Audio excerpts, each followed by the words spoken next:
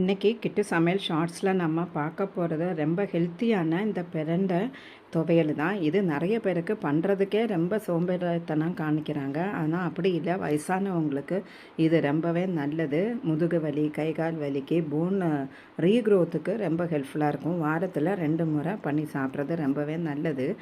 இது பிரண்டை ஒரு ஸ்பெஷல் டைப்பாட்டு அதை நம்ம க்ளீன் பண்ணணும். கையில் எண்ணெய் போட்டுட்டு க்ளீன் பண்ணணும். அதுக்கு தனி வீடியோ இருக்குது.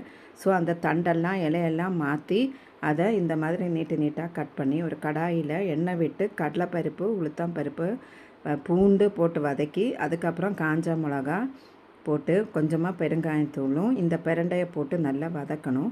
அதுக்கப்புறம் அதில் ஒரு கைப்பிடி அளவுக்கு தேங்காய் இது போடணும். பிரண்டை எவ்வளோ வேணாலும் போடலாம். போட்டு இதை நல்லா நைஸாக கொஞ்சமாக புளியும் வைக்கணும். நைஸாக அரைச்சி எடுக்கணும்.